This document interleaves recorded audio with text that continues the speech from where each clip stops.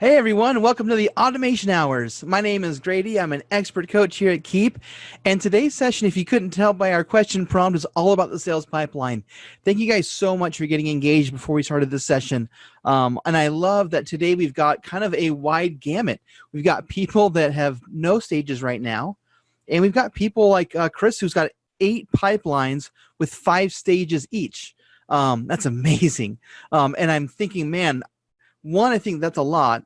But then I thought, whoa, that'd be even more to have to do that all in your head. And so today's session, we'll be talking about the sales pipeline, how to get that process organized. And before I go too much further, I want to show you guys how to get involved in today's discussion.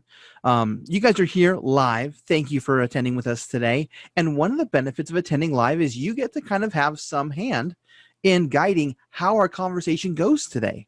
And so if there's things that you've got questions about when it comes to sales pipeline, and the things that we'll be talking about in our discussion, please, there's a tool inside of Zoom called Raise Hand.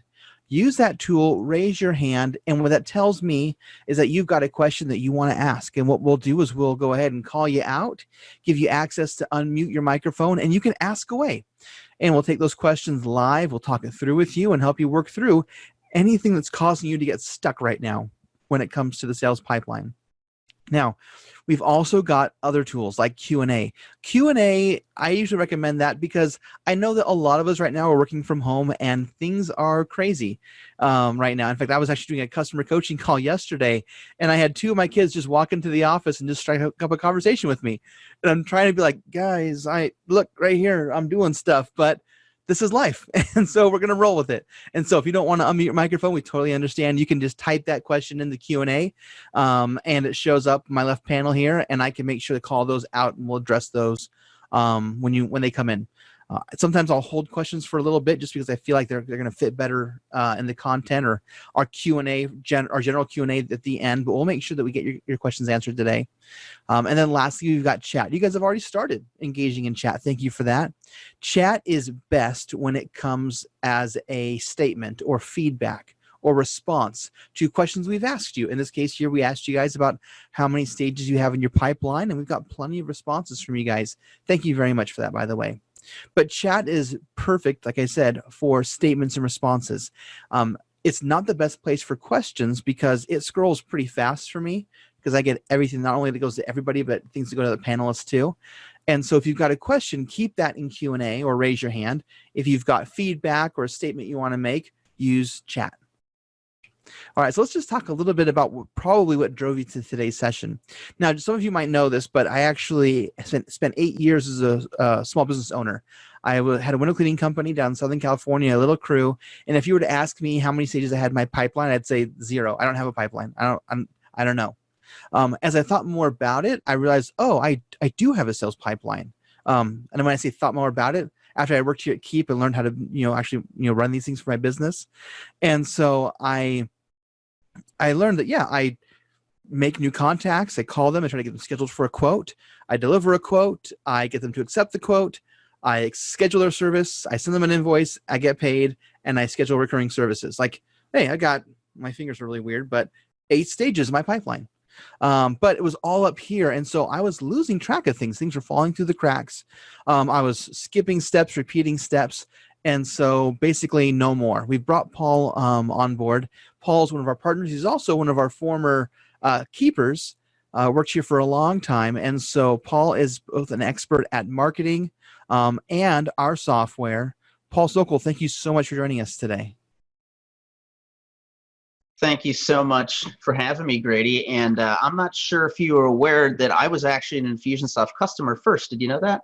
I didn't know that. Yeah. I started using the software back in 2008 when I was in grad school. And so, and then it wasn't until about 2011 that I actually formally joined Keep and, worked with y'all for about 5 years. And like I said, I was in the product team, and so got really good at the software and still use it today. And I use the sales pipeline to manage my business, and I would be completely lost without it. I don't know how people go without it, honestly. I know it for me, it seemed intimidating at first when I first started working here because I just didn't understand it. And then once I got kind of a handle for it, I'm like, oh, like, yeah, this is a no-brainer. Like this is something you must have if you've got a process that you've got to touch. If it's automated 100%, yeah, throw it in a campaign builder and say goodnight. But if you have any sort of human response to what's happening inside of your sales process, you want to have the sales pipeline set up. So Paul, let me do this. Let me go ahead and stop sharing my screen, and then you can share yours out. Cool. Let's do it. Hello, everybody, by the way, that's hanging out today. This is going to be a lot of fun. It's one of my favorite topics to talk about because it really is one of the most powerful, in my opinion, one of the most powerful parts of the software. So what we're going to be talking about today is connecting your sales process with your salespeople, because really at the end of the day, that's what it really is all about, making sure that nobody's slipping through the cracks and that things are operating as they should. So the first question, well, I guess let me set the context.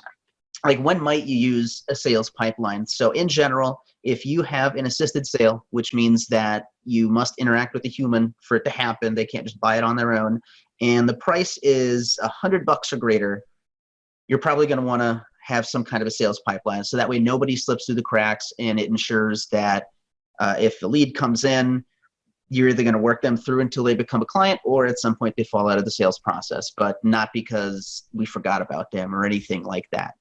So what actually is a sales pipeline? And actually, Grady, how would you define a sales pipeline? Put you on the spot here. For me, I usually explain the sales pipeline as like my stages or milestones that a contact goes through from becoming someone that I have discovered to someone who's purchased. Yeah, that's a great way to describe it. It's tracking the different milestones along the whole sales process in such a way that not only do you know where they're at in the process, you also know the ground level, what is the next action I need to take. And then that way it ensures that people are being taken care of and followed up with and all sorts of stuff. So today we're going to cover kind of three main topics. The first thing we're going to talk about is extracting meaningful sales stages. And being a coach, Grady, you'd probably agree that this is probably the hardest conversation for some people because it's not a ground level conversation. And most people have never really sat and thought about their sales process. Like you said, it was all up here. You knew instinctively what to do just because you'd been doing it. But yeah, one of my favorite parts of coaching sometimes is not so much working in the software, but it's the taffy pulling of ideas. I'm like, I know it's all in there. I just got to get it out of you. Allison, even attendee, kind of commented to us, so that it's a sales funnel or the sales cycle. Mm-hmm. Yeah, and then the pipeline is really the tool. It's the operational thing that you use to keep it all in place. So I'm going to go ahead and show you how to extract some meaningful sales stages. I'm actually going to just kind of give you a cheat sheet and do half of the work for you just to make it easy. And then we're going to talk about the common automation that you can use around these sales stages, because once you understand what your stages are, then you can actually automate around it. And there's some things you want to do and some things you don't want to do. I'll share that with you. And then we're going to round out by talking about how you can use this to enhance the sales manager function itself. Because if you're like a one-person shop, then cool, you are your own sales manager. But if you have a team of people, you can use automation to enhance what the sales manager is doing as far as training and developing their people to be the best kinds of reps that they can. So that's what we're going to go ahead and cover today. And like I said, it's one of my favorite topics. So this should be a lot of fun. And feel free to reel me in if I'm getting a little too a little too out there, Grady. The other thing that I want to frame is that today is explicitly about strategy. We're not going to do any tool training here because really the tool is the tool. If your sales stages aren't meaningful or you don't understand what you're automating, the tool is kind of irrelevant. And so these strategies they're really platform agnostic. So it doesn't matter if you're using Infusionsoft or if you're using Keep, it's going to work in both cases for you. So let's go ahead and hop right into it and talk about how do you extract meaningful sales stages in your process. So one of the best analogies that I found, and it seems to really resonate because it's so simple, is that your sales process is like a set of stairs. And every single step is a milestone in your process here. And the idea is, of course, to take people from the ground level to the win at the top. And then, of course, at any point in time, somebody can fall off the stairs and become a lost opportunity or a lost sales lead. And so that's something to keep in mind as we're going through extracting these, is think of it like a set of stairs where each step is a meaningful part of the process. And so it's important to understand that not all stages are created equally. And something that a lot of people fall over on is that they'll create sales stages that are not a milestone within the process. Called and left a message, that is not a milestone, because you can do that at the very beginning when you're trying to contact the lead. You can do that deep in the funnel when you're trying to get the contract signed. So this is where, again, I think people they struggle the most with it, because it is a different kind of conversation. And in some cases, it's a conversation they've never had. They know what to do in the ground level day to day, but they're not really sure what are the hoops that somebody is jumping through to do that. So we're going to go ahead and make that easy for you. So when you are designing your sales stages, you want it to work for 80% or more of all your sales leads. So don't make sales stages that are for these outlier cases or these edge cases here. You want your stages to work generally for pretty much everybody that's going to go through it. And if the process is very different between like two different products or two different services, then you might actually want to have two totally distinct sales pipelines. But in general, your stages should work for pretty much everybody that's going to go through that. And as I mentioned, the ground level stuff is not a sales stage. Left a message, even something like sending a message on Facebook to bump the conversation, or reach out to them on LinkedIn or something. Those are just ground level activities. That's not a sales stage. That's just you standing on one stair trying to step up to the next one. Yeah, I often refer to those as like the task. Like every milestone will have several tasks inside that you're using to move them on in that process. Yeah, absolutely. So like I said, I'm going to give you a cheat sheet, and I'm going to basically give you the first half of all sales stages that should be able to work for nearly any business. And then I'm going to prove it using a silly real world example to show that, yes, this actually is the psychology of how any sales conversation goes. And so there's really 4 stages I'd recommend everybody always start out with. And if you followed me for any number of years, this is not going to be anything new to you. So hang out, there's more after this. But the first stage is that you have a new lead. And all that means is that they've been identified, and as somebody that we want to invest human labor to reach out to. This isn't automated. We're actually having humans pick up the phone or have meetings or whatever the case is. And nothing has happened at this point. They've just been identified as someone we need to call. So talking about the marketing journey, we may be automatically creating people in the new lead stage. So let's say somebody opts in for your lead magnet, they like it, and then they give you a phone number and say, hey, please call me. That's going to automatically spit out somebody in the new lead stage, which means we have to go ahead and do something with them. So at the very least, the next stage is the contacting stage, which is exactly what it sounds like. We are contacting them, but that's it. We've made phone calls, maybe we've sent some emails, but we haven't gotten any kind of a response back. Now, this may seem redundant with the whole new lead stage, but if you think about it, it's vastly different. If somebody's hanging out in the new lead stage, have you been contacting them? Have you even made an attempt to reach out to them? There is actually a big difference, even though it's not a huge stair step from new to contacting. It's still very different than here's a fresh lead, because if somebody's sitting in the contacting stage, like let's say maybe for a week or 2 weeks, that means something very different than if somebody is sitting in the new lead stage for a week, which you wouldn't want to happen. That means you guaranteed no effort has been made. Mm-hmm. If you're following your stages properly. Yes. And that's also actually really, that's a good point. The pipeline really is accountability. It is an accountability tool. It's a personal accountability tool. You say, hey, for this lead, here's where they're at. Here's what I need to do next. And then, of course, it's up to the sales rep to actually do what they say they're going to do and keep it all organized. I like to say that it doesn't matter if you have 2 people or 2,000 people in your pipeline. As long as you're focusing on who you said you needed to talk to today, nobody's ever going to slip through the cracks. So that's the contacting stage. And then closely related after that is the engaging stage, which means that they are engaging with us. We've got the back and forth going on, but we have not yet qualified them for the actual sales process. And what that means is that there's lots of theories out there and sales trainers, but in general, there's 2 parts that make somebody qualified. They have a budget and the authority to spend it. If they don't have budget, it doesn't make any sense to proceed in the sales pipeline. If they do have the budget, but they're not the person that's allowed to spend it, it doesn't make any sense for them to move ahead in the sales process until you get that stakeholder involved.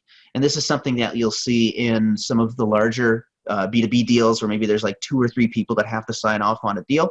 You need to make sure that you're getting everybody involved that has decision-making power as soon as possible. And so that's why that's why I recommend that everybody has these first 4 stages to just get people either qualified or disqualified.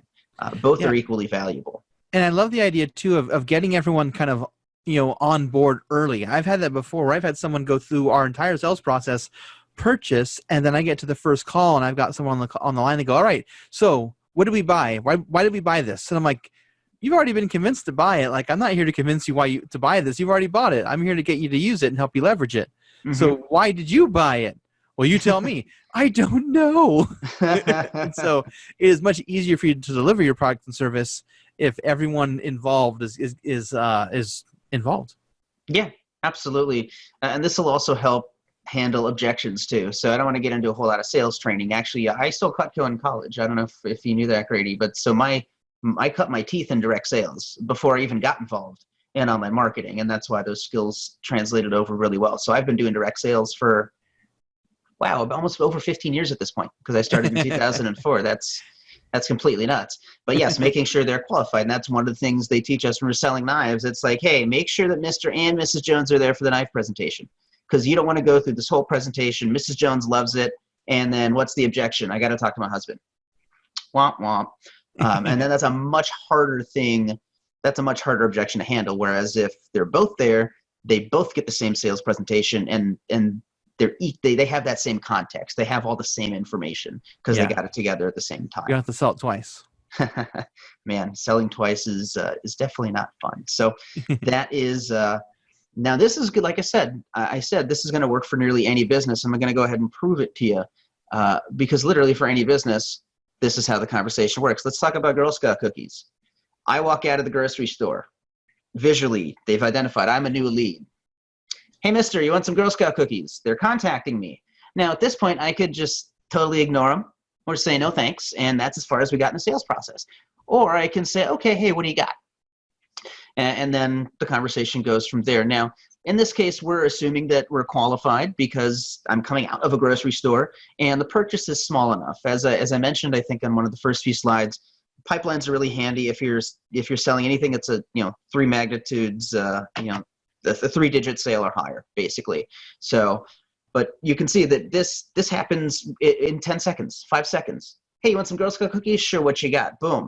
Went from new lead to qualified immediately. That's also why the stair analogy is really helpful, because you can skip stairs. You can take 2 stairs at a time. You can call a new lead and immediately, boom, they're qualified. Or you can call a new lead, qualify them, and then book your appointment or whatever your sales process is. And so it's important to understand that getting that lead qualified is literally half of the sales battle. It really is, because when they're qualified, they have the budget and the authority to spend it. It literally is the flip of a coin. They can say yes or no. And then that's where the rest of the pipeline stages kick into gear. So once they've been after they've been qualified, leading up through the sale, usually this will happen in pairs, and it's just the way that it works. So you'll schedule an appointment, and then the appointment is complete, or you've scheduled a demo, and then the demo is complete, or maybe they've requested some samples, and then you've sent the samples. So usually after the qualification, things are going to go ahead and happen in pairs. And notice these are meaningful milestones in the process. It's very different between someone that's qualified and someone that's actually scheduled an appointment.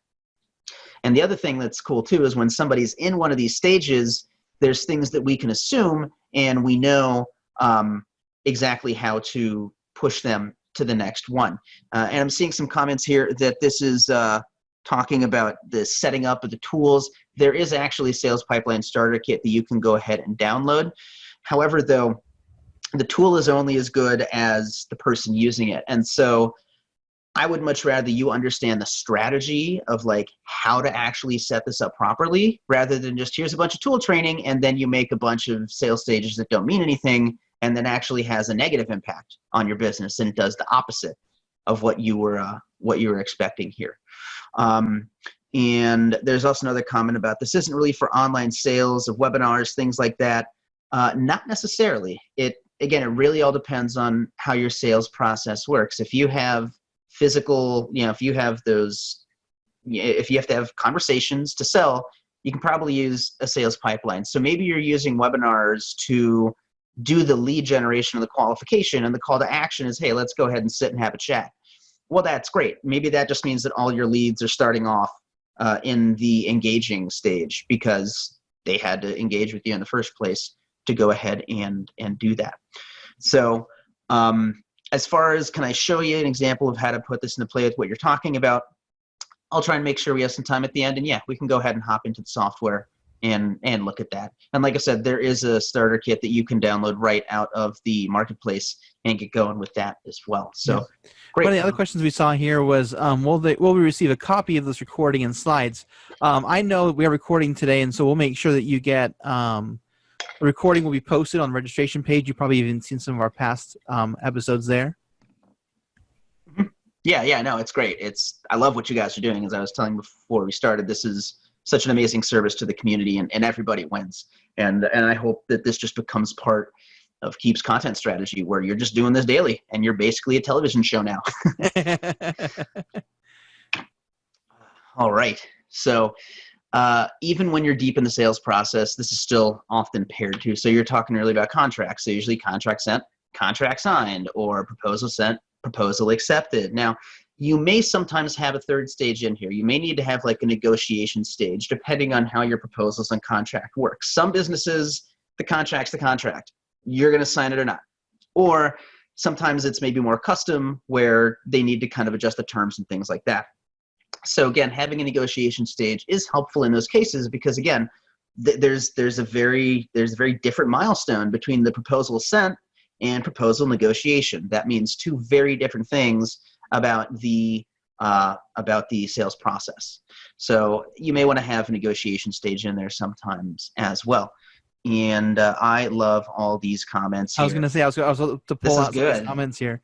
Yeah, the sales pipeline isn't for every single business. If you've got a highly automated business, low touch, low ticket, or even high ticket, but low touch, sales pipeline isn't as beneficial for you. But if you do have the human element, definitely. Allison was saying that this is good for them. They're a mature company. They're inside the CRM, actually tweaking their pipeline to optimize it right now. And who is that? That is Tess. Awesome. Tess. Yeah, Tess says they've got a business that's greater than 1 million sales in the past 5 years. They're now realizing how important these stages are. Nuno even says that sometimes, I think about automation a little bit too much. I was too focused on it. But now I'm seeing the stages at the core. I've identified my process, even if the stage doesn't have automation in it. That's it. That is a huge thing. Nuno, you are the man. Even I don't know what gender that name is, but you rock, because yes, the automation is only going to enhance how good your sales stages are. And we're about to get to that in a couple of slides here. But really, if you want your pipeline to work, even if you never use automation, yeah, you're the man, even if you never use automation, the pipeline stages, if they're meaningful, that's what's going to make all the difference for you in the world. And Allison makes a really good point that order takers, now they really do need to prospect. And yes, this is something that can help you weed out the problem sales reps, or the people you need to train and develop more, or maybe just identify, listen, you get off the bus, you're just taking orders. If you properly prospect and follow up with people, that first half of the pipeline is important, because yeah, we don't really want order takers, especially in a sales rep role. Maybe if you're a one-person show and that's about all you can afford as far as time investment, sure. But if you actually have a sales rep role, they do need to be prospecting, and they do need to be working every lead that they're given. Yeah, well, that's why I love what you'll talk about today is like the idea of the sales manager and I think the sales manager, like even if you're a one-man show, then you are the sales manager, and you got to now hold yourself accountable, which is sometimes the hardest thing. That's why I'm no longer a small business owner. And that piece of like that visibility and that accountability that sales pipeline can help create. Oh, it's great. This will help you look at the velocity. Well, I'll talk a little bit more about that when we get to the sales manager piece here. But yes, this is why I'm really hammering the extracting meaningful sales stages. Because again, even if you never use the automation, if your stages are golden, then you should be fine. So obviously the last stage is the one stage. And so depending on how your business works, this is either when the deposit is made or the ink is dry on the contract or the work begins, but that's where that happens. And the other thing to realize is that not now doesn't always mean never. Now, this is something that was drilled into me in direct sales is, hey, not now equals never. If they don't buy a set of knives now, while you're sitting in their kitchen, they're not going to do it. Well, in a direct sales world like that, that might be the case. But the whole reason we have a pipeline is to follow up with people. So just because somebody says not now, that doesn't mean that you shouldn't try. You shouldn't stop investing the human labor. If anything, you would want to put them into a long-term nurture stage. And I would recommend always having this here because this is for when the deal's not dead, but you're not actively pursuing it. So for example, this is where somebody says, hey, this is great. Let's do this in Q3. Follow up with me in July. Okay, great. You're not going to be like regularly following up with them, and you certainly don't want them to slip through the cracks. And I can't tell you how many times somebody's been like, yeah, speak to me in 4 months from now. And then like on the day, I literally reach out to them 4 months from now. And it's almost like I'm a wizard because I was my word and I did what I was supposed to do. Or what's even crazier is that I'll say, listen, I'm going to follow up with this person in a month or two. And then on that day that I said I was going to follow up with them, they'll just happen to bubble up. They don't even know what the next action date was on their record. So it's pretty wild. But the long-term nurture putting it out there into the universe. Pretty much. Yeah. It's definitely it's a good manifestation exercise. So, and we'll send a follow-up email. Paul, one of the questions people had was they want to see these stages and hold on to them. Is it possible for them to get that in that follow-up email? Oh yeah, absolutely. Yeah. You just let me know. We'll go ahead and do that. Actually, I do summarize them in a screenshot and I overlay them on the stair analogy to really just close the loop on that circle here. So basically, just the whole point of the long-term nurture is you do want to still invest that human labor periodically, every once in a while. These aren't your active leads that you're doing, but you still want to love them. You still want to nurture them. You don't want to have that hunter mentality of you eat what you killed this morning. With the pipeline, it really allows you to eat what you planted 6 months ago, and really develop that. And Audrey asked a question I think kind of goes along with that is how long should the long-term nurture stage be? Until they are definite win or loss. That's how long it should be. You follow up with them until they tell you to cheese off or until you actually close the deal. There's been people that I've had people in my long-term nurture stage for over 2 years that eventually, just because I'm touching base and every couple of months, hey, you ready to start this yet? Like I got one lady, she's just waiting on investors. And then with all of this virus stuff going on, like that's getting pushed back. So, okay, hey, no worries. I'll follow up with you again in a month or so, see how things are doing. So the answer is until you get the sale or not. That's pretty much it. And this really is kind of the last possible rest stop before they move to lost. The last possible rest stop. Of course, people can fall off the stairs at any point in time. And there you go. You want to create meaningful sales stages. So you can see that by having clear milestones and knowing exactly how your process works, you can build a meaningful sales pipeline that you can now enhance with your automation. And so feel free to take screenshots, y'all. And again, you're going to get the slides, Grady, whatever they need, you let me know. I'll make sure they get it.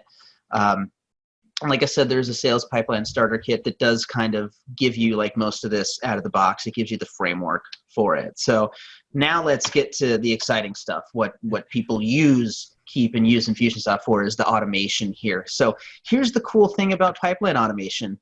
This is super transactional. This is some of the easiest automation in the world to write for, especially when it comes to emails, because it's based exclusively on where they're at in the sales process. And the automation should be enhancing what your sales reps are doing anyway. Your sales reps should be picking up the phone and calling. They should be emailing them. So the automation is going to enhance that. And so what I'm going to do is I'm going to share with you some of the most common sales stage automations that I've built throughout the years. I've built hundreds, maybe even over 1,000 pipelines at this point in my life. And this is something that I do pretty much every single time, especially these days. So for example, when the lead is moving into the contacting stage, you can save your sales reps some time and immediately send a just missed you email. And now, cool, your sales reps are going to love that. They can make more calls, but then they're still staying in front of their people. And this also ensures that it's the consistent same messaging every single time. So I knew a lead, hey, it's Paul with B Pro. Sorry, I missed you. I'll try again. Boop. And then move them right into contacting. And then they'll send a just missed you email. And what's cool about these, especially the contacting, it's really more like a short-term nurture sequence, as you'll see from here. So, and great question. What would the content be of the just missed you email? Hey, it's Paul with company. I just tried to call you at phone number. Is this still the best way to reach you? Let me know. Because you're contacting them. And it should feel conversational. It's like if you took your voicemail and put it in an email. Yes, absolutely. That's why I said these are super transactional, and these are so easy to write because these are not sales emails. You're not trying to push you're not trying to push them to some sales page and check out. In most cases, there's usually not any links in here, at least not in the contacting one, because the whole point is to just get them bubbling up and contacting. So 3 days later, if they're still in that contacting stage, hey, I'm still trying to reach you. Haven't gotten a chance to get in touch with you. Let me know if there's a better number than phone one. And then if you still haven't reached them 4 days later, which makes it 1 full week after that initial contact or that initial attempt, hey, I haven't forgotten about you. Still trying to reach you. Let me know if there's a better time to call you. And then you can do 1 full week after that and just kind of start doing a takeaway. Hey, are you still interested in this? Should I even attempt to call you? I don't want to be a bother. Are you still interested in this? And if you'll notice, that's a short-term nurture. That's 4 emails over the course of 2 weeks. And the entire point is to just get them moved out of contacting. That's it. And with these emails, they're doing their job if people are responding to them. And that's the whole point. It's to get the conversation going. And so that's why we're sending it at different times. That's why we're approaching it from different angles. And as you said, Grady, this really just kind of is your voicemail in an email. This doesn't, in fact, it should not be fancy. It should not be a centered HTML email template with a background and your logo, because that's not an email. Real humans don't do that. Robots do that. It should be a left justified black and white email with like 30 words in it. Yeah, if there's any picture, it's just your signature. That's it. Exactly. That's pretty much it. So yeah, Cameron said he's adding contacting between new and working in my funnel right now. That's awesome. And the great thing is too, because I know working with my own sales team here at Keep, and working with customers who had sales teams, I know that sales teams are often very skittish about introducing automation to their sales process. Mm-hmm. They're always very scared. They think of anything that could put their sales process at risk, they're like, no, I don't want it. And so the great thing about contacting here is that the sales rep should not have had any response yet in this process. And so all these emails seem natural and organic. Mm-hmm. Once you start having a conversation and things start to kind of like get a little more customized, as they say, call me in a week, and it gets, a little specialized, then you got some space there. But this stuff is all about just getting a response. And once they get a response, then you go back to more customized feel when they go to engaging. Mm-hmm. Mm-hmm. And Allison asked a really great question. Can you do that with companies that did not opt in? These are cold leads. That's a gray area. Because technically we are calling them, we are trying to reach out to them, and yes, it is automated. So I don't know, Grady, what would your advice be, being the official Keep? Yes, I have to wear my Keep representative hat now. I typically think about opt-in as 2 things. Are they expecting the email, and would they welcome an email? For like a cold list like this, we're kind of missing the first one. They're not expecting an email from you right now. Mm-hmm. And so you wouldn't be able to automate this, but there are other ways to automate our conversation besides just emails. This could be an automated task that tells the sales rep, hey, go send an email. And depending on which software tool you're in, you can probably have emails pre-written for them to, trigger and send. But we would be able to automate it hands off. Yeah, yes. That's a good point. And the question is, how is this triggered? So this is all based on when the stage. That's super cool thing about this. It's all based on when somebody moves into the stage, and then it stops when they move out of the stage. Like, that's it. Like I said, this is super transactional, and I will show you what the campaign model for that does look like. It's very simple. You have into the stage, the sequence, out of the stage. That's it, plain and simple. And so that way it guarantees that that they aren't going to get any messaging that isn't relevant to them. For example, Allison says she's using Outlook. So yes, that would be a perfect example of what you said, Grady, where maybe it's just some templates, and then great, go ahead and copy paste this in here and do it. Yeah, because Outlook gives you the ability to create templates. You can help them out and say, hey, sales reps, here's some great templates. Here's your 3-day template, your 4-day template, and your 7-day template. Like, here's your task. Go send that email out right now. Don't have to worry about writing it all new or doing it like it'll take you 14 seconds. Go do it now. And Kwanzaa asked a great question. She said, are these emails in an automated campaign once you place one phone call with them only? Or are these pre-written emails that you physically send after making the phone call? So I feel like that's the same question. The fact that I think it's kind of a sequencing question. Yeah. You probably make the call, then move the stage. Yes. Yeah, of course. You would make the call, and then, in the day-to-day, the workflow of using your pipeline, you always do whatever you're supposed to do. And then the very last thing you do is update the opportunity or update the lead, and then move on to the next. So these are great you might questions. give them a call and you actually have them pick up and start making, then you're already engaging. You might just skip the whole entire contacting stage in the system. Yeah, absolutely. And this kind of automation is great to weed out those tire kickers too, because they just might tell you, hey, I'm not interested. And then great, you're not wasting any more time trying to push them ahead. So let's keep cranking here. So when they're moving into engaging, that could mean so many different things. So what I usually recommend doing is, this is a good opportunity to actually start getting them involved on your other channels. So this could also be another kind of short-term nurture. So if they're engaging and they're still in there for 2 days, maybe just send them an email. Hey, I know we're chatting. I wasn't sure if you followed us on Facebook. Go ahead and follow us on Facebook. And then if they're still there a full week after the fact, hey, did you know we have a YouTube channel? Go ahead and check it out. And again, these don't want to be super fancy or super automated. They just need to feel like it's goodwill. Like, as the sales rep, I'm trying to help you out. I'm trying to help you make a decision and give you resources to educate yourself. And this, of course, is also another great way to grow your social channels and YouTubes and all sorts of stuff like that. And again, this stops when they get moved out of engaging.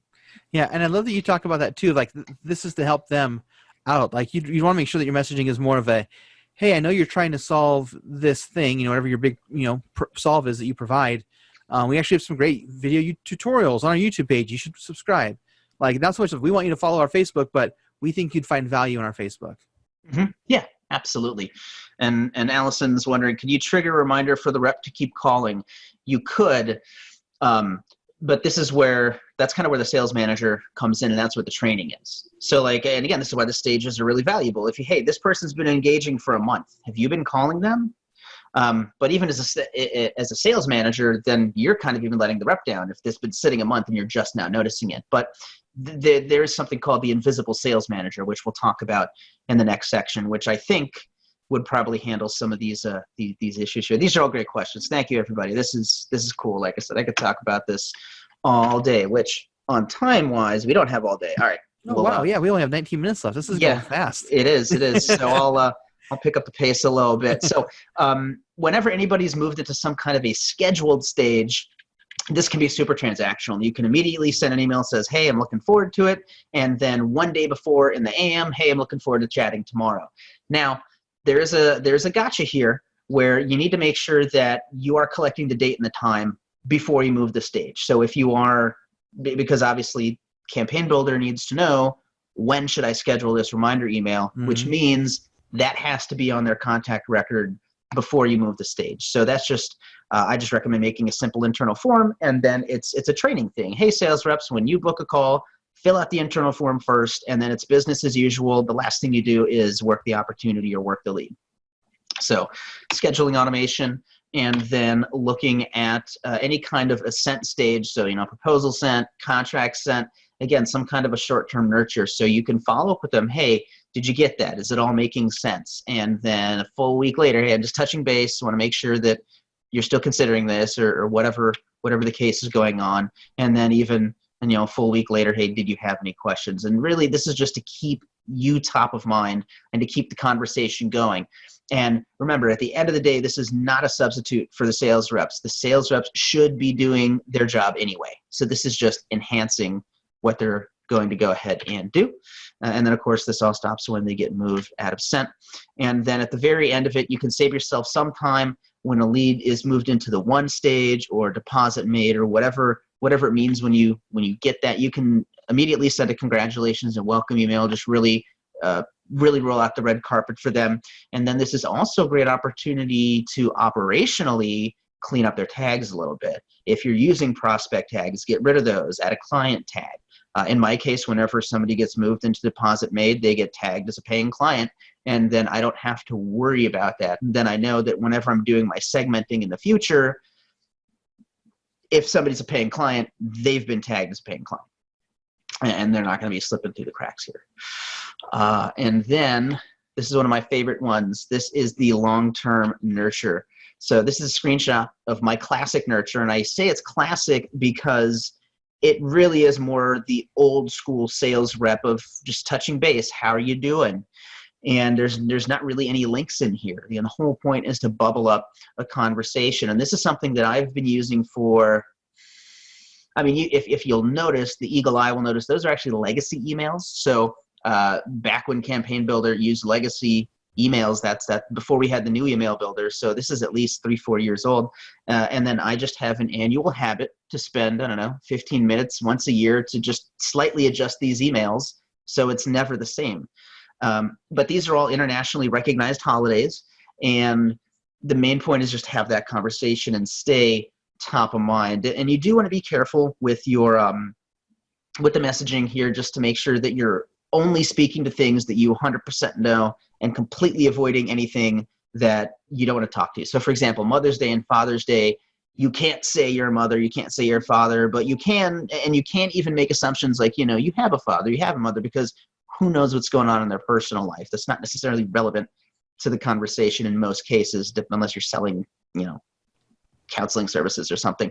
But you can say something like, hey, it got me thinking about important people in my life, and you're one of those. How's it going? Hey, it's International Friendship Day. I didn't know if you know that was a thing. I'm really glad you're in my network. What's been going on? What's shaking? And this loops, by the way. So this just repeats every single year, and as long as somebody's in that long-term nurture stage, they're going to get at least these 9 emails throughout the course of the year. And then, of course, this stops when they get moved out of the long-term nurture stage. And I have people responding to this all the time. And even if they know it might be automated, they still appreciate the fact that I'm reaching out, I'm following up with them. Yeah, Allison said that they do this as well, and they send a cute little doggy right picture in there. Oh yeah, this was the first campaign she ever made. It's a great campaign to start with. That is, that's a great one, especially if it's just a great campaign to start with. No, especially it's good. It's a solid one that you can use. So now I'm going to talk to you a little bit about advanced automation. Now this is super cool. This is where you can take your efforts cross-channel. So when leads hit a certain stage, there's tools you can use out there to sync to different Facebook custom audiences. And then you can add and remove people from the audiences needed. So for example, you might use this to suppress people that are active in the sales process from receiving your marketing ads. You don't want to distract from the sales conversation. If they're already in your sales pipeline, exclude them from the campaigns that are pushing the lead magnet, because either they've already got it or they don't need it. They're already past that. Yeah, especially if you're offering a promo that maybe they've got something different pitched to them by the sales rep, and now you're undercutting your own team. Yeah. The other thing too is you can serve up pipeline-specific content. So based on where they're at in the process, hey, here's a cool blog post that you might like, or whatever. Now, you don't want to go super big brother and be like, because you're in our sales pipeline, we thought you would love seeing this blog post. It needs to just happen to work out. Just like with these emails, they just happen to show up. And they're providing value and giving them that specific content. The other thing that's really cool about this, and this is where we start to get into advanced advertising tactics, is you can start using this to seed your lookalike audiences. Which is where you give Facebook a list of people, and then Facebook finds other users that have similar behavior. And then now you can take people that are active in your sales process and use that to create lookalikes for your top of funnel efforts, because you know that at least those people are qualified. And so go ahead and find more people that look like they're qualified. Facebook is pretty wild. And just the one thing to be aware of is that this does require some kind of a third-party integration. So I know that Plus This will do this, Zapier will do this. It's a really common stupid automation trick just to, pull and push and pull people out of that. So, but again, it's all about the strategy of why you're actually doing it. So that's why I say this is advanced. You'd probably not want to come out of the gates with this, because now you need to have the skill of running traffic, not just doing the sales bits. And of course, this is something that the sales rep wouldn't be managing or doing anything with. It's probably something the marketing team would handle. So what about the sales manager? How can we help the sales manager make their job better and be more effective at leading and developing their people? There's lots of ways that you can level this up. And the main reason, well, not the main reason, one of the main benefits is that you can use this to enforce the business's chosen sales process. Sales reps will sometimes go off script. And that doesn't necessarily work, especially if you're looking to grow and scale and make sure that the messaging is consistent regardless of who the prospect is and regardless of who the sales rep is. So this is where we can add that extra layer of accountability to making sure that the sales reps are doing what they should be doing. The other thing too is this helps identify those problem reps sooner. It really empowers them to say, okay, hey, sales rep Johnny, either this isn't working out, or let me train and develop you on this, or what's happening. It helps figure these things out sooner. And so this is where we come up with the idea of the invisible sales manager. And it really is kind of automated management. So for example, when the lead is moved into the new lead stage, as we discussed, we want to be reaching out to those people as soon as possible and at least getting them into contact, because the speed of response usually determines, the chance that we actually have a sale. If you get a lead, speed to lead. Yeah, speed to lead. If you get a lead, but it takes a week to call them, you may have completely lost the sale at that point. So what I'd recommend doing is something like 36 hours later, you send an email to the sales rep from the sales manager saying, what's the status of this lead? And the reason why you do it with an hour-based delay and not wait one day and then send the date or whatever is so that way it doesn't batch. And that way it's always with respect to when the sales rep was assigned the lead in this case. And then it doesn't really blow the magic trick. At least until they've gotten this a couple times, they actually think their sales manager is saying what's going on with this. The other thing that's really handy is to leave an internal CRM note on the contact's record, so that way you have more reporting and more data. And you can be like, all right, sales rep Johnny, out of the 50 leads we gave you this past month, 27 of them have the stalled note. Why is this happening? Is it a people issue? Is it a tool issue? Do we need to train you more? Like, what's going on here? Super handy. And then, of course, if they get moved out of new lead within those 36 hours, then that doesn't happen. And their sales manager is not bugging them. And you can do this for pretty much any stage based on the target. So if somebody's qualified and maybe within a week you should be booking an appointment with them, you can do the same thing. So, hey, wait 168 hours after they move to qualified. Hey, I saw that last week you moved contact first name into the qualified stage. How close are we to getting them to booking an appointment? And just, again, following up with them. And again, you would also kind of want to leave that CRM note. A really super ground level in the weeds thing with the tool is, at least with Infusionsoft, I'm not sure if this is available in Keep, but you can actually search based off of the note title. So in the title of the note, you can in Infusionsoft. Okay. So in the title of the note, by putting stalled, the sales stage, and who the rep is, that gives you data. And that gives the sales manager a place to stand and a place to manage and train and develop their people. Now here's one that's definitely, you were talking earlier about sales reps that are always worried about automation, right? Well, sales reps are usually concerned with looking good. So you could, as the sales manager, send an email to the lead and say, hey, is my sales rep taking care of you? And they're like, Paul who? Yeah, and if that's the case, then that's like a problem. And Yeah. this is also an incentive for the sales reps to do their job because they don't want to look bad. They don't want their manager reaching out. But think about what that looks like as the sales lead. Like from their context, these people really care. Yeah, they're This is this following up. guy's Like, I sales got the manager. manager Yeah. reaching out to me. It reminds me of that episode of The Office where Dwight installs the accountability booster or the doomsday button, whatever, depending on your take on it. Oh my God. Yeah, absolutely. So this is, yeah, you can do this all over the place. And then of course this would stop when you move them out of the stage. So let's go ahead and wrap this up. What we've covered today is we've talked about the most important thing for pipelines, which is getting meaningful sales stages out of it. Think of it like a set of stairs. We talked about common automation that you can use, which really it's just kind of short-term nurtures throughout the process. And then we talked about how you can use automation to perform as almost like an invisible sales manager. So if you're looking to get started and you're not really sure, you can actually download the Sales Pipeline Starter Kit. When I was working at Infusionsoft, one of my jobs was to do the campaign of the month. And this was a problem that people had. They had trouble getting started with opportunities. And so this, when you install this in the marketplace, this will give you the structure. This will give you the first 4 stages of new contact, engaging, qualified. It'll give you 2 placeholder stages, since those usually come in pairs after that, as well as some the placeholders for the win and the loss. And as you can see in the structure, like I said, it's very simple. When they move into the stage, start the sequence. And then when they move out of, it stops. And in addition to this campaign, it also does include training on how to set up the dashboard as that ground control, because as a sales rep, they really should be logging into their dashboard every single day and working their leads.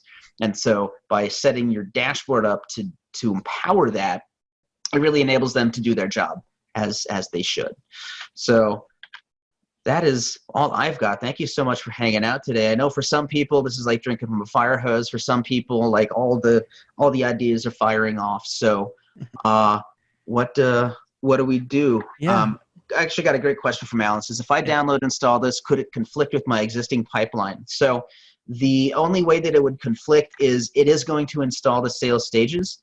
So it might create a duplicate stage. I want to say that we considered that when designing this. So I believe the order of the stages all start at 1,000. So it should be at the bottom of your list of sales stages when you do install it.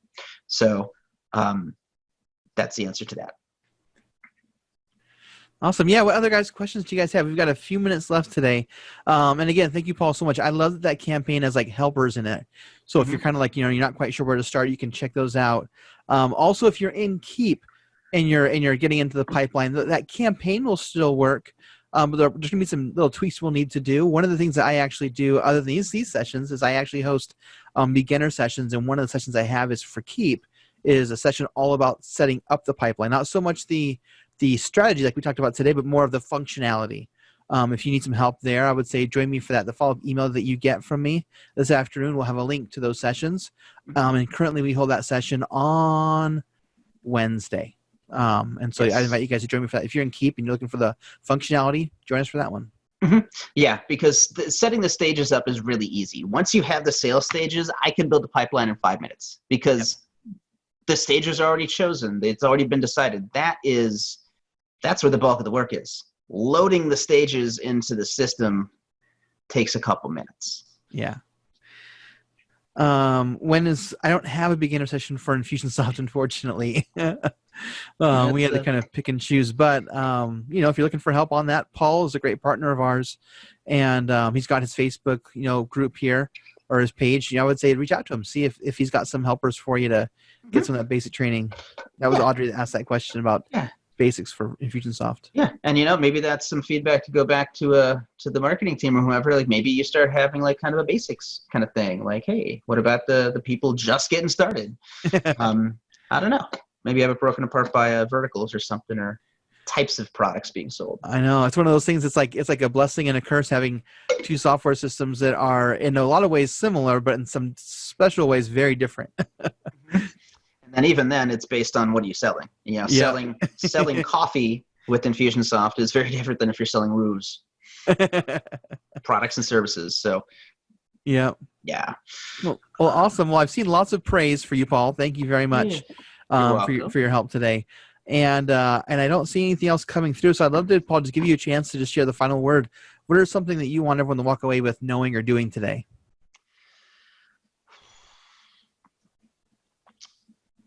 I'll give you a customer success story.